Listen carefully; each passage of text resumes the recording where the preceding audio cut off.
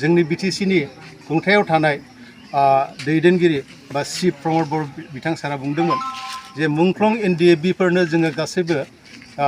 माने अनसुंथाइ जे 5 लाख टाका गभर्नमेन्टआ जेखौनाखि रादाय खादोंमोन सुक्तियाव लिरनानै दोनदोंमोन बेखौ होफुंजोबनो हाबाय होननानै बिथाङा बुंदोंमोन आरो माखासे जोंनि गोथाङै थानाय जे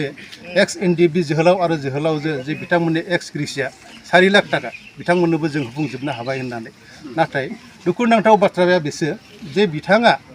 जे जोंनि मुंख्लं एनडिएफबि हिसाबै जोंनि हिसाबाव बा गभर्नमेन्टनि हिसाबाव दङ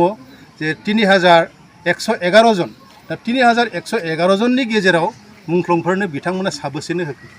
बेखौ आं बिथांनियाव सोंथि खालामदों जोंनि मोनथिनायाव जोंनि नुनायाव बा बिथांमोननि हिसाबावबो गासै 111 जननि गेजेराव बिथांमोना 642 जनल' बिथांमोना माने अनसुंथाइ हिसाबै 5 लाख टाकाखौ होनो हादों दा बिथाङा बबे हिसाबै जे मुंख्लं न'खराव 5 लाख टाकाखौ होजोब्बाय होननानै बुंनो हागोन बेयो आंनि सोंथि एबा जोंनि मुंख्लं एनडिएफबि मुंख्लं जे आफाद बे आफादनिफ्राय जों सोंथि खालामो आरो माखासे खोथाखौ बिथाङा बुंबावदों जे बिथां एनडिएफबि बिदा फंबाय जे अनसुंथाइ हिसाबै जे 4 लाख टाका होनांगौ बे 4 लाख टाकाखौबो बबे हिसाबै बिथाङा होजोब्बाय मोनजोब्बाय होननानै बुंनो हागोन दा बेयो सोमोनांथाव बाथ्रा दा जेखि जाया दा पलिटिकेलाव थानाय हिसाबै बिथांमोना नाना धरननि माने गोबां खोथाफोरखौ बुंगोन बेयो बिथांमोननि नेचारखा पलिटिकेलनि नेचारखा जों बेखौ जेबो बुंनो थाङा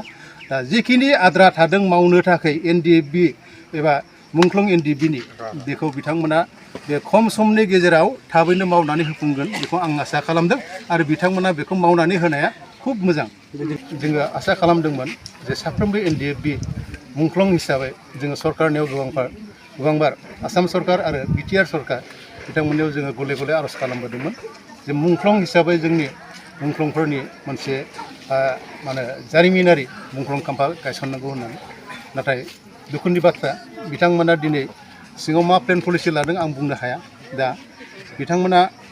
आगोलावबो थांनाय 2022 ना 2022आव चिरां जिल्लानि मोनसे रुपुहि होननाय जायगायाव सामा हाथाइ खाथियाव बिथांमोना माखासे हा एलटमेन्टबो होबाय होननानै बुंदों आरो मुंख्लं खाम्फा गायसननो थाखाय बिथांमोना जजा खालामदों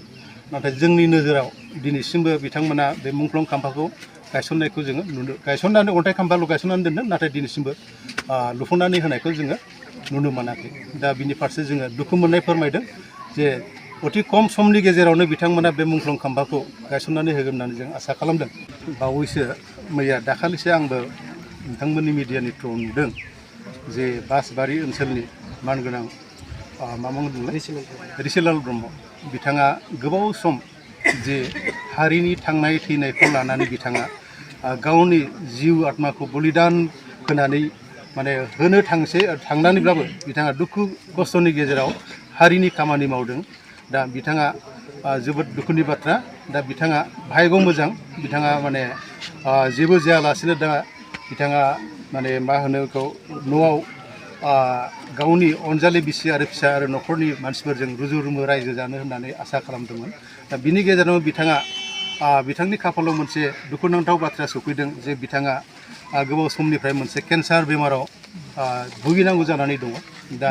आं बेखौनो खावलायगोन जे बिटिआर सरकारनाव बिथाङा दाखालि गाबै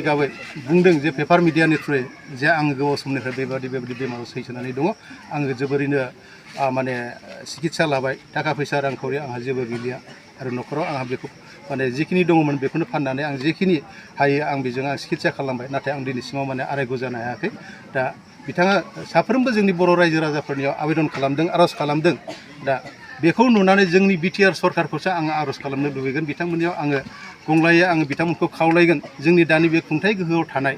मानो होनोब्ला एनडिएफबिनिफ्रायनो जोंनि खुंथाइ गोहोआव थानाय इएमफोर दङ दा बे इएम बिथां माखासे इएम दैदेनगिरि आं नामखौ माने बुंलिया खारिनानै आं बुंलिया दा जेखि जाया बिथांमोना गावसिनि असे बिदा फंबाय होननानै जे बिथाङा जे एसेबां माने दुखुनांथाव केन्सार बेमाराव सैसोनानै दङ बिथांनि जे देहाखौ थिग खालामनो थाखाय बिथांनि बेमारखौ फाहामनो थाखाय बिथांमोना साफ्रोमबो एक्स एनडिएफबि हिसाबै बिथांमोना आरो साफ्रोमबो बर' रायजो राजाफ्रा बिथांनि खाथियाव बयबो फैनांगौ आरो बिथांनि ट्रिटमेन्टखौ बिथांमोना दायथ' लानांगौ आं बेखौनो दिनैनि बे नोंथांमोननि मिडियानि थ्रुयै आङो आर'ज खालामदों बिटिआर सरकारनि